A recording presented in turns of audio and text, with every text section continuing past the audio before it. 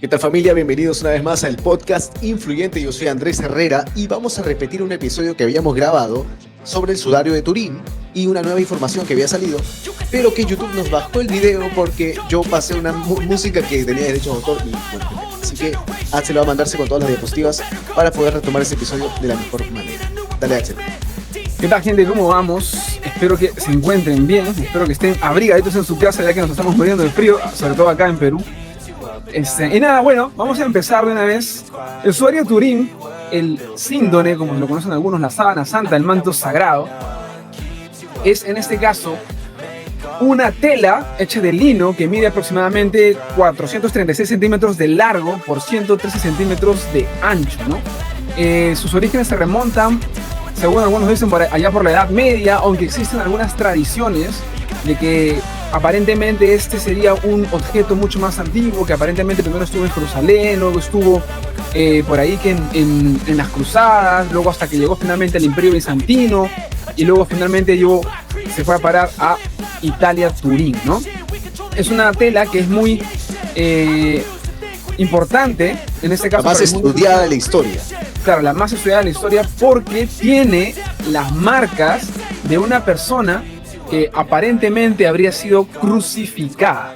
Y no solamente eso, sino que se han encontrado incluso otro tipo de evidencias que calzan mucho con las descripciones que encontramos en la crucifixión de Jesús. No solamente, mejor dicho, toda la pasión de Jesús, no solamente las heridas de una crucifixión, sino las heridas del flagrum, las heridas de la corona de espinas.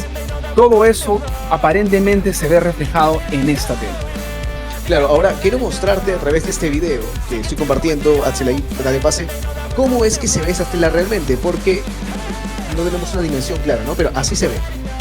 Es decir, era una tela gigante, tiene más de 4 metros y que envolvía el cuerpo de la persona de esa manera.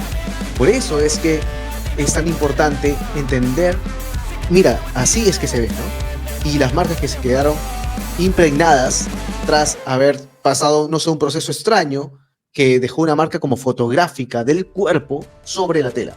Vamos a estudiar un poco el tema ahora y ver algunas evidencias que nos indicarían que tal vez se trate de el manto en el que fue envuelto Jesucristo mismo. Por eso que es una tela muy importante, considerada una reliquia para la iglesia cristiana, aunque debo decir que la iglesia católica no reconoce al sudario de Turín como una reliquia oficial, sino como un símbolo de la devoción cristiana. ¿Ok? Vamos a hacer. Bien, a ver, tenemos en este caso los que son las pruebas a favor, porque recordemos, esta, como acaba de decir Andrés, no es una tela que esté oficialmente aceptada de ser la misma tela que contuvo el cuerpo del Señor Jesús luego de su muerte, pero hay muchas personas que sí creen que efectivamente es la tela, así que encontramos acá algunas pruebas a favor.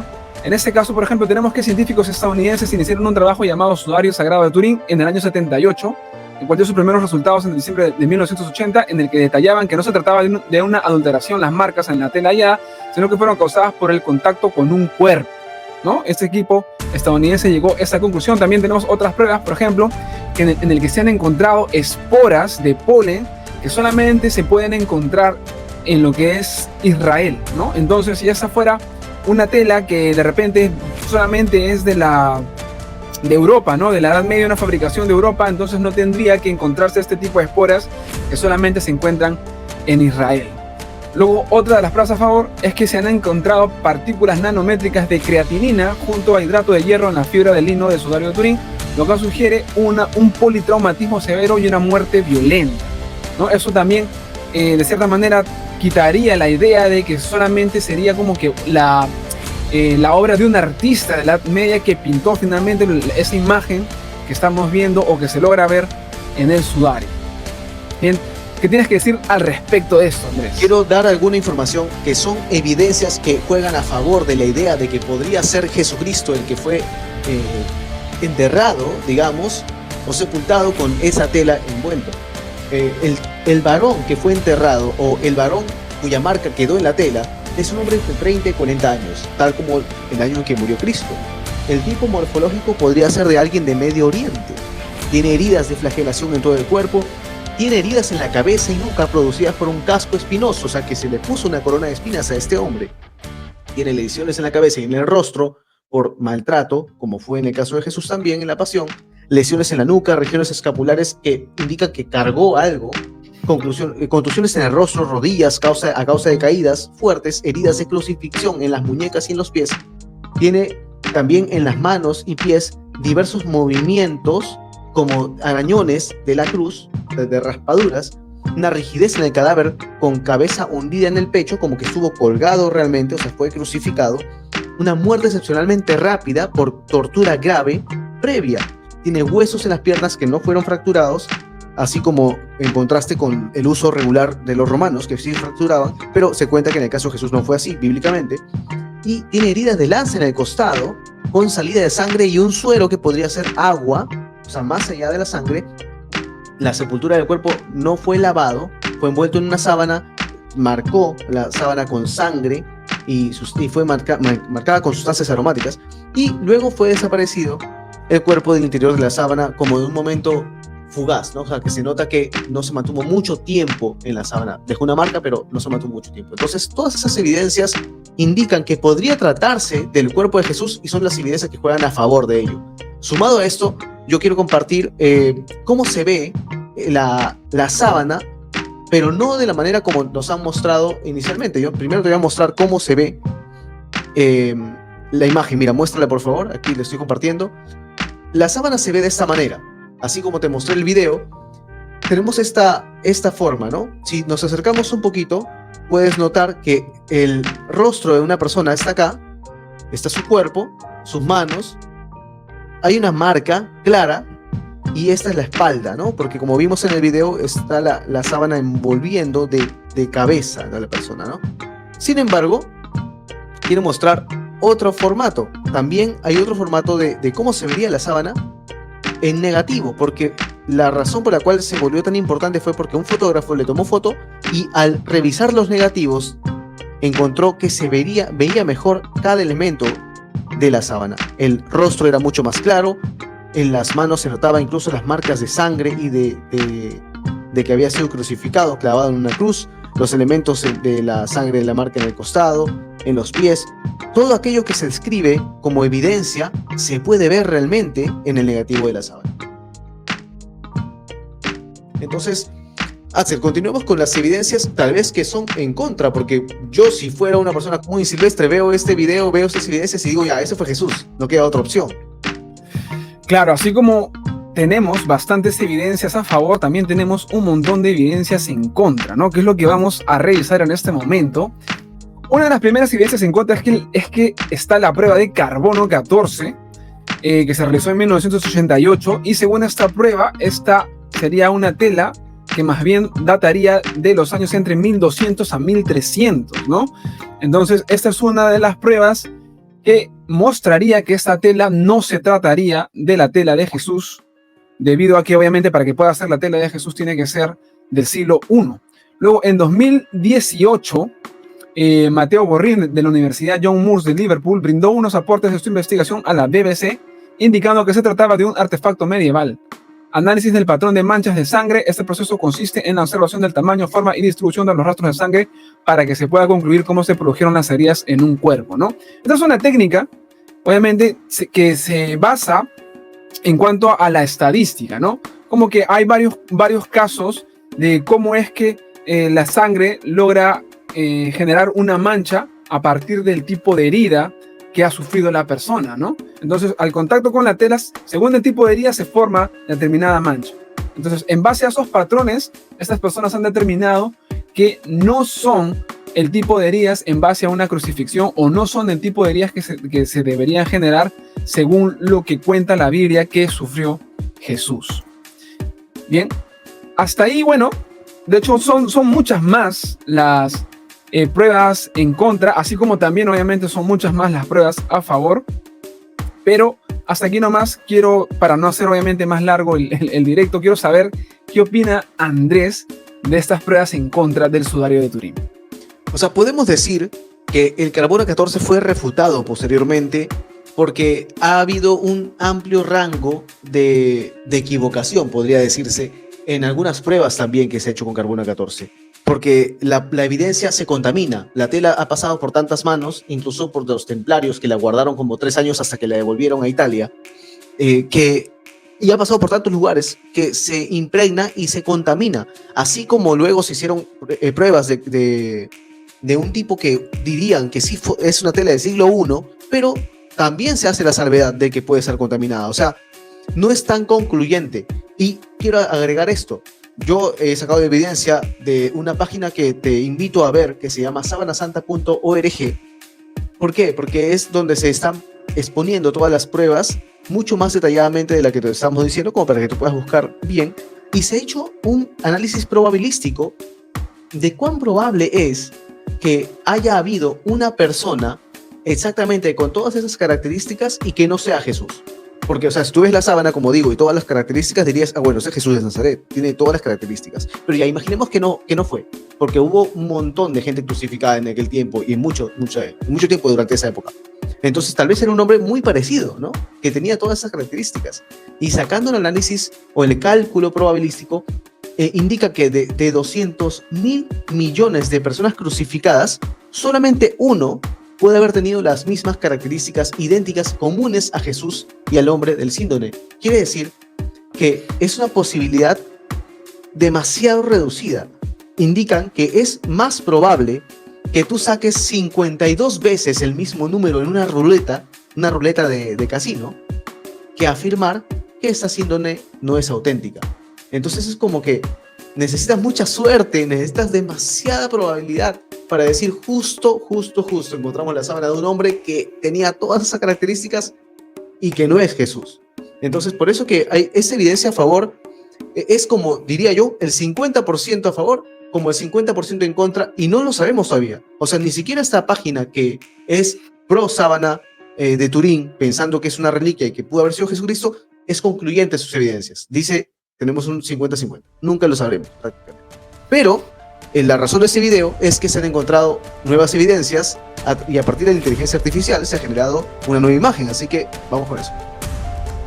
A ver, sí, vamos con esa información justamente que acaba de mencionar Andrés.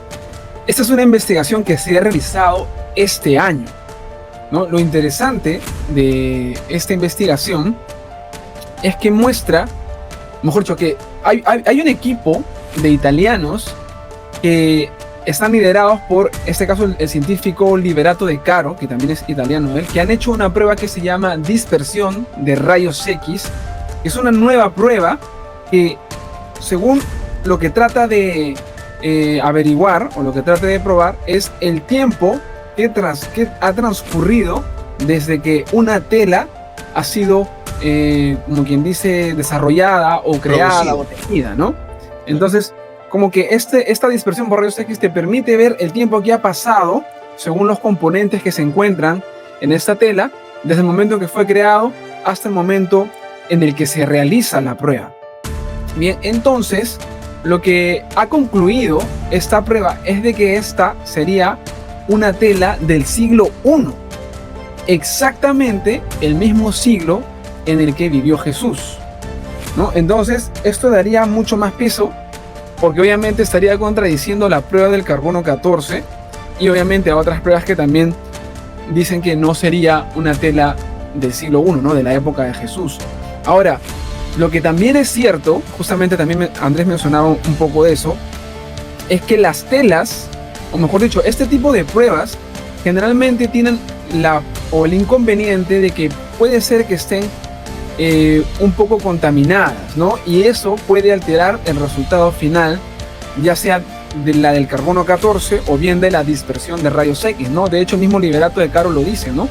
Las muestras de tela suelen estar expuestas a todo tipo de contaminaciones que no se pueden eliminar por completo de la muestra fechada, ¿no? Advirtió el investigador. Es decir, aunque en esta prueba, que obviamente ha salido positivo en favor de la tesis de que sí se trataría de la tela que albergó el cuerpo de Jesús, no podemos aún ser concluyentes debido a una posible contaminación de la misma. Bien, entonces eso es lo que podemos ver. Luego tenemos algunas cosas más, a no ser que, bueno, que Andrés quiera decirnos algo en este momento acerca de lo que hemos visto acerca de esta última prueba. No, esa prueba, de hecho, así como mencionaste, podría tranquilamente también estar contaminada. Así que sigue siendo inconcluyente. La cuestión es que ya pasa por un asunto, digamos, de fe para unos, como de deseo para otros, ¿no? O sea, tú puedes creer en esto, si lo quieres, puedes tener fe genuinamente, pero sea que la tela haya sido la que acogió a Jesús antes de resucitar, porque como cristianos creemos eso, de que Él resucitó y está vivo, literalmente, estamos hablando de un hombre en el cielo. Entonces, Él ya no está acá, es una tela que pudo haber dejado, digamos que sería la reliquia más importante de la historia humana, si no se encuentra el arca perdida, ¿no? Pero esta reliquia sigue siendo un elemento sin poder, no es un elemento poderoso, no es algo a lo que se le debe adorar, porque estaríamos yendo directamente contra lo que Dios mismo exige, ¿no? Él quiere una relación personal con Él, no quiere que adores un ídolo, una reliquia, un elemento, una cosa, así que no debería cambiar tu fe, pero puede sorprenderte, puede parecerte curioso e interesante y fortalecer tal vez tu concepto acerca de que Jesús murió, pero resucitó. Ok, continuamos. Bien, acá tenemos algunas evidencias también. Ahora último, sobre todo porque se dice que también se ha realizado una, como quien diría, una reconfiguración o un retrato de Jesús a partir del sudario de Turín y se ha realizado con una inteligencia artificial. Básicamente la inteligencia que han utilizado es la de Midjourney, que algunos obviamente que están familiarizados con las IAs, obviamente saben que es una inteligencia para generar imágenes a partir de texto o también a partir de otras imágenes. Bien, entonces justamente el que estamos viendo aquí ahorita es precisamente esta tela, ¿no? Mejor dicho, esa imagen. Y yo quiero, por ejemplo, en lo que voy buscando otra imagen que me va a servir también para ilustrar un punto interesante. Yo aquí me parece que es un tipo medio europeo, ¿no? No sé, ¿tú qué piensas, Andrés? Claro, no es el típico Jesús blanco, caucásico, alemán, ojos celestes que nos muestran en algunas películas o que nos mostraron, ¿no? Hace años y que la gente se quedó con esa idea, ¿no? Definitivamente tiene más un aspecto de un hombre de Medio Oriente, de un hombre que podría ser de la zona donde Jesús se desarrolló.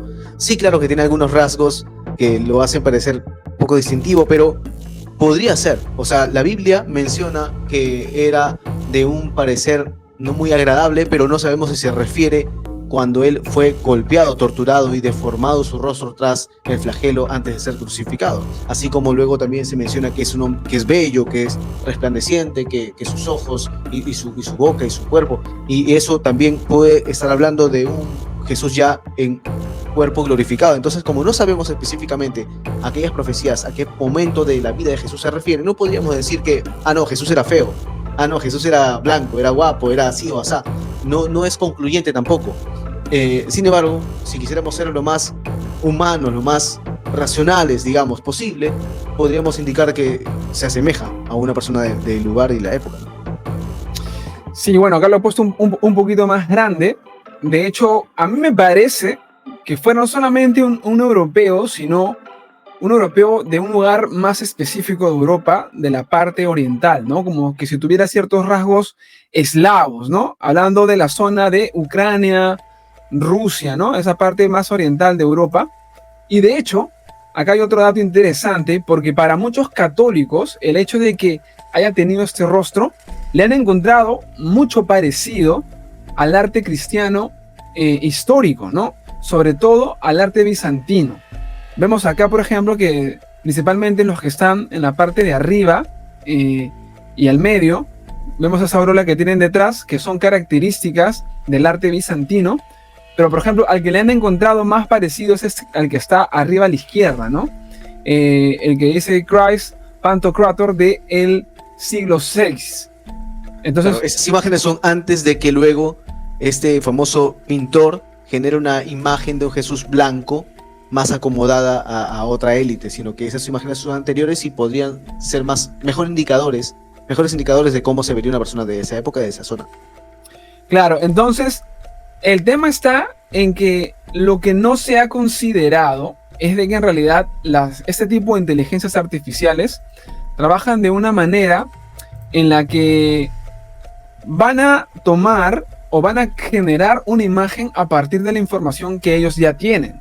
Es decir, por ejemplo, si tú le pides que haga un carro, obviamente el programador de esta inteligencia artificial ya le ha dado un montón de imágenes de carros, entonces la inteligencia artificial, al ya saber cómo se ve un carro, va a generar la imagen de un carro, pero a partir de toda la información de imágenes o del banco de imágenes que él ya tiene en su sistema.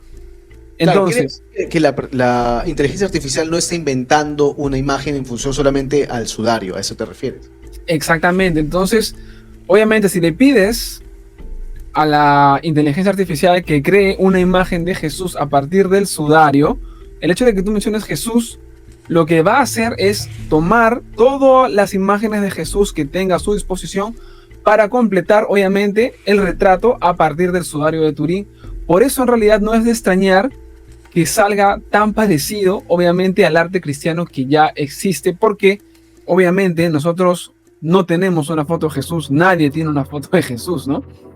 Porque, obviamente, incluso estos retratos son de varios siglos después, obviamente, según el tipo de gente. Recordemos que este arte bizantino es del Imperio Bizantino, el Imperio Bizantino es un imperio oriental, o fue un imperio oriental, justamente para la parte de Rusia, ¿no? Esa parte oriental de Europa.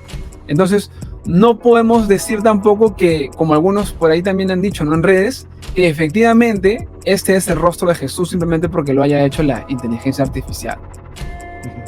Bien, entonces, bueno, vamos a pasar también ya a la última parte.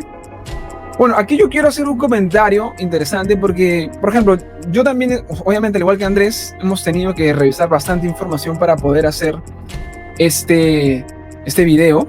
Es un análisis, por cierto, que hemos tratado de hacerlo de manera objetiva, dando para un lado como para el otro, ¿no? Para que no te quepa duda de que esto depende finalmente de ti y de tu creencia, ¿no? Claro, y de hecho, hasta antes de la investigación yo tenía una postura mucho más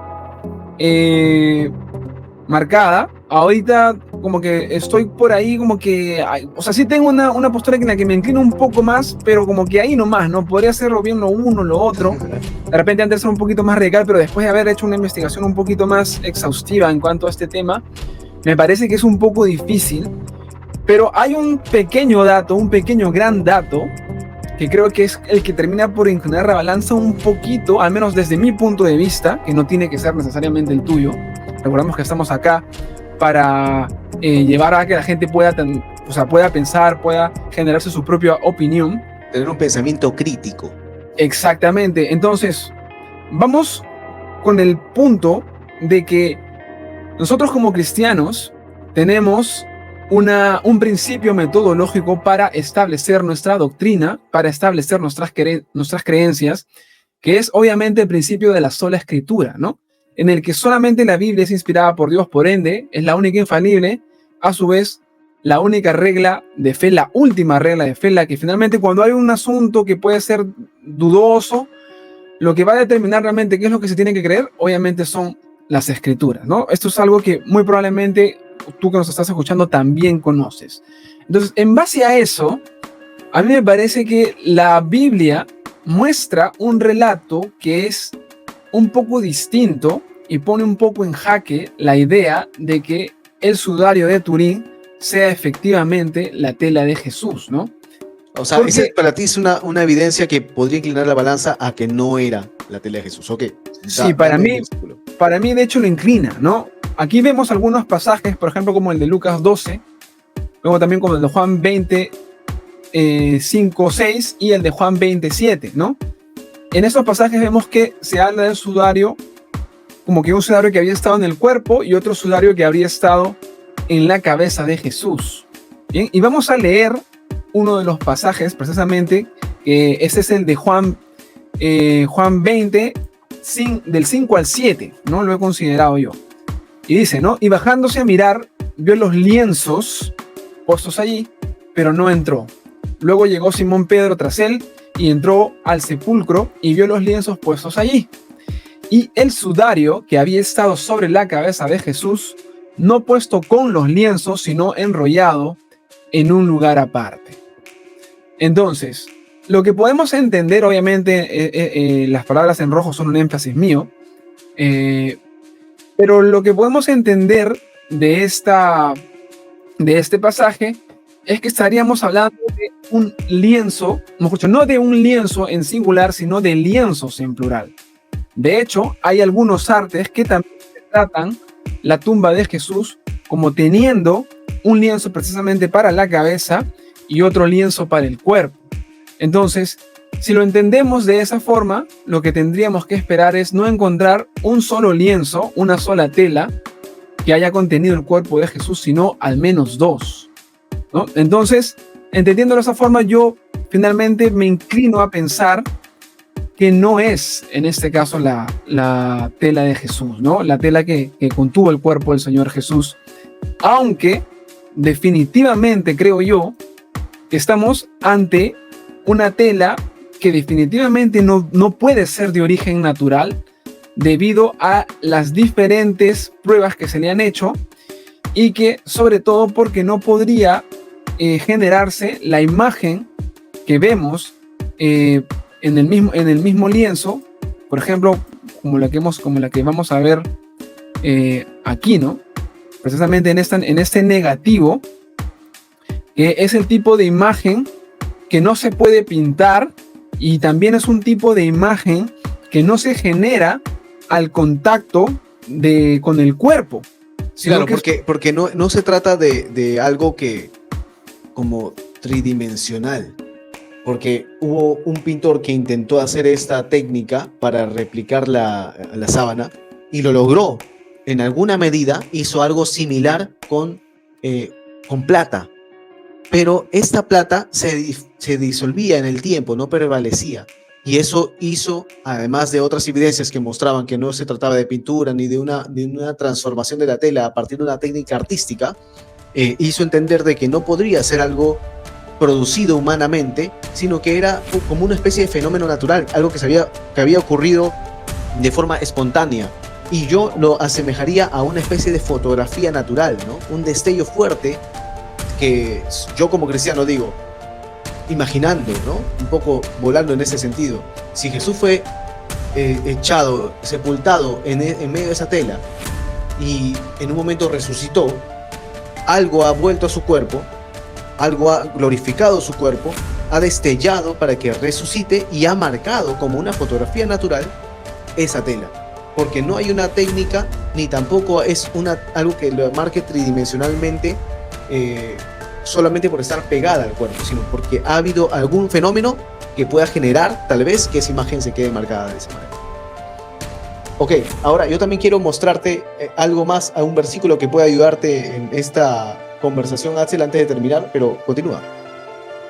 Decía que lo que es interesante en cuanto a esta imagen, ¿no? Este negativo, es que se parece mucho, o sea, porque algunos dicen que para que se pueda formar esta imagen como que tendría que haber ocurrido como que un flash así muy potente que haya marcado, ¿no? El cuerpo de esa forma. Entonces obviamente sabemos que eso no sucede, ¿no? Naturalmente eso no sucede, salvo en el momento en el que se realiza la concepción, ¿no? Ya se ha podido observar algunos embriones en el momento que son fecundados, cómo se emite una luz que es impresionante, ¿no? Nadie se explica por qué esa luz de pronto aparece.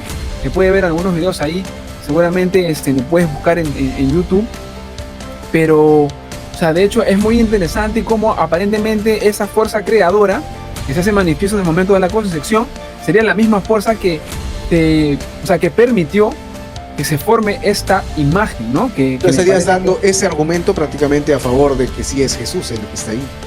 Claro, eso podría tomarse como un argumento como que sí es. Yo en este caso, como digo, ¿no? O sea, en base a todas las evidencias, definitivamente yo no puedo decir que esta es una tela común y corriente, que esta es una tela fabricada por medios humanos. Me parece que hay algo sobrenatural en esta tela, pero como al final todo tiene que filtrarse por la palabra, o sea, yo entiendo finalmente en este pasaje que es como que tendríamos que encontrar dos telas y no solamente una, ¿no? Que es lo último que en todo caso que a mí personalmente no me termina de cerrar para terminar diciendo sí, efectivamente es la tela de Jesús, ¿no? Ok, yo te voy a dar un versículo que te puede cambiar la cabeza, te puede romper la cabeza. Mira, estoy compartiendo este versículo en Lucas. Dice, había un varón llamado José de Arimatea, ciudad de Judea, era miembro del concilio, y este también esperaba el reino de Dios, o sea, era cristiano, pidió a Pilato retirar el cuerpo de él, quitándolo, o sea, bajándolo de la cruz, ¿no? Lo envolvió en una sábana y lo puso en un sepulcro abierto, en una peña, en el cual aún no se había puesto a nadie. Mira, era el día de la preparación y estaba para comenzar el día de reposo. Así que, por ende, no hicieron todo el ritual que correspondía a un cuerpo para ser enterrado. El lavado del cuerpo, los inciensos y las aromáticas, sino que lo pusieron en una sábana y lo metieron al sepulcro. Y al día siguiente pasaron su día de reposo, dicen las mujeres que habían venido con él de Galilea, vieron el sepulcro y cómo fue puesto su cuerpo. O sea, lo vieron así, prácticamente mendiga con la sábana. Y vueltas prepararon especies aromáticas y ungüentos y descansaron el día de reposo. Ahora, te voy a mostrar también otro versículo, que es Marcos 16, 1, 8. Acá te indica que luego las chicas volvieron. En el 5 dice, cuando entraron en el sepulcro, porque ya habían pasado esto, y prepararon sus aromáticas, en el versículo, en el 1 del 16, compraron especies aromáticas para ungirle, fueron y ahí fue que encontraron que ya no estaba Jesús. Quiere decir que puede haber una información cambiada, puede ser que algo no está claro, puede ser que la tela que estamos viendo como el santo sudario, en verdad no era un sudario, o no era un lienzo, sino era la sábana en la que fue envuelto en primer lugar y puesto, y ahí creo que puede ser una información que no está completa. Y eso me daría una prueba a favor de que tal vez sí sea la tela donde fue envuelta Jesús. ¿Qué te parece? Claro, podría entenderse, ¿no? Porque, o sea, yo sé también que algunas interpretaciones indican que aparentemente, justamente por la misma premura, se habría utilizado la misma tela que se utilizó para bajar el cuerpo, fue la misma tela que se utilizó para envolverlo. Claro, ¿no? Eso puede ser una opción. Y en todo caso, o sea, también el hueco argumental, al menos para mí, es que en el momento en el que se baja el cuerpo, Jesús ya está muerto. Y si en todo caso, lógicamente hablando, esperaríamos justamente que se forme esa imagen negativa a partir de un flash, esperaríamos no que suceda en el momento en que el cuerpo todavía está inerte, sino en el preciso momento en el que Jesús resucita. Exacto. Y que obviamente, y que opera obviamente la fuerza del Espíritu Santo, que es la que levanta a Jesús entre los muertos, para que se forme ese flash de la misma forma en la que se forma cuando una vida recién empieza. Porque obviamente es la vida que en ese momento nuevamente ocupó el cuerpo del Señor Jesús para poder levantarse, ¿no? De manera extraordinaria. Entonces, ahí sería el problema, ¿no? Porque la tela que aparentemente se habría utilizado con José de Arimatea no podría haberse, o sea, no habría tenido ese flash, ¿no? O por último, si lo tuvo en ese momento y luego si fue la misma, igual tendría que haber sido dos y no solamente una, ¿no? Pero es que no, pues, por eso te estoy diciendo, jugando como abogado del diablo, dice, ¿no? Aquí en el 53 dice, quitándolo lo envolvió en una sábana. O sea, estamos hablando de una tela grande. Por eso yo digo, ese santo sudario es una sábana gigante, no es un lienzo, no son claro, dos envueltos. Si fueran dos y un sudario aparte, el sudario solo sería el rostro, sería lienzo uno para el tórax y lienzo dos para las piernas. Pero estamos hablando de una sábana con la que lo envolvieron. Y dice, y lo puso en el sepulcro, y dice que las mujeres que lo seguían vieron el sepulcro y cómo fue puesto su cuerpo. Entonces me parece que por eso es que ellas vuelven a preparar sus especies aromáticas, porque notaron que estaba puesto de una manera no ritual, como se acostumbraba, pero como ya faltaban 3 horas para el día de reposo, ya no podían hacer nada más, no le hizo alcanzar el tiempo. Así que lo dejaron así nomás. Y posiblemente ese sudario en el que puede haber resucitado. Claro, pero o sea, yo reconozco que tiene sentido lo que dices, ¿no? Pero me parece que hay un detalle, y ya para ir terminando con el video, es que recordemos que Marcos es el más pequeño de los 4 evangelios.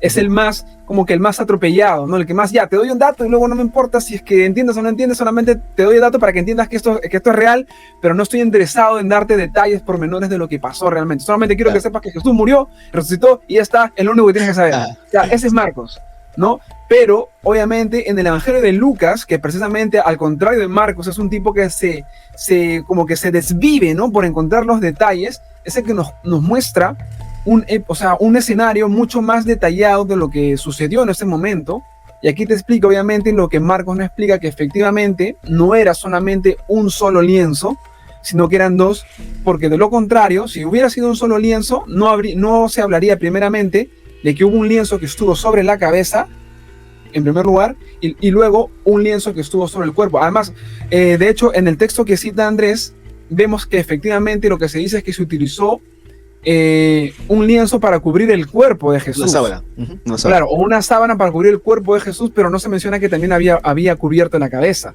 Tampoco claro, sabemos. Ese es otro dato, claro. Eso es lo que estamos pensando que puede ser otra cosa. Claro, y tampoco sabemos exactamente de qué manera lo cubrieron. No sabemos si lo envolvieron así tipo, como si fuera momia, o si lo envolvieron exactamente como debió haber sido envuelto, ¿no?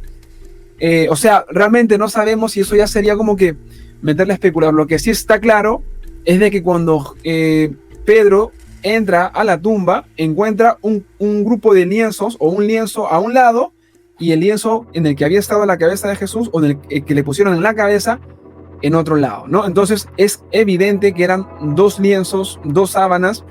Entonces, para encontrar obviamente algo que ha pertenecido a Jesús en el momento de su resurrección, sobre todo, tendría que ser dos, al menos a mi entender, ¿no?